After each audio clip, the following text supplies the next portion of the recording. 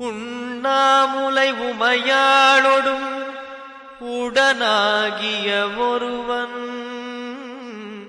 பெண்ணாகிய பெருமான்மலை திருமாமணி திகழ மண்ணார்ந்தனகருவித்திரல் மழலை முழவதிரும்